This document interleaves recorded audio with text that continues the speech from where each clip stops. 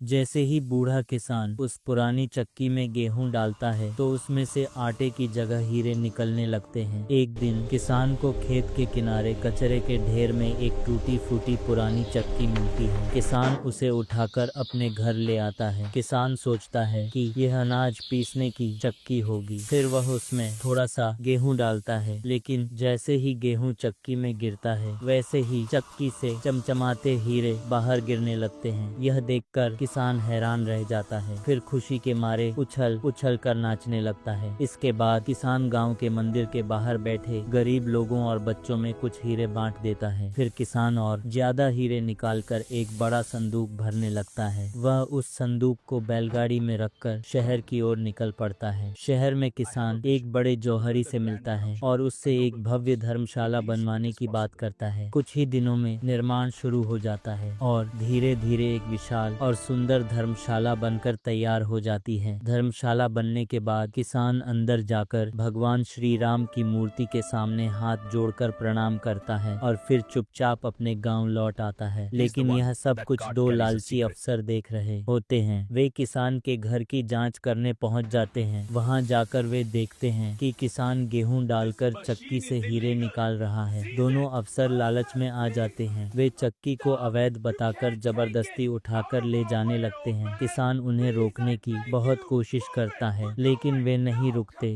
दोनों जल्दी जल्दी गांव से बाहर निकल जाते हैं और चक्की लेकर भागने लगते हैं। तभी अचानक आकाश में तेज प्रकाश होता है और वहां भगवान श्री राम प्रकट हो जाते हैं। भगवान श्री राम को देखकर दोनों अफसर कांपने लगते हैं। वे डर के मारे चक्की वहीं छोड़ देते हैं और भाग जाते हैं। जब किसान अपनी चक्की को वापस पाता है तो वह खुशी के मारे जोर जोर से रोने लगता है, क्योंकि किसी ने भी भगवान श्री राम के लिए दिल से लाइक और सब्सक्राइब कर दो दोस्तों।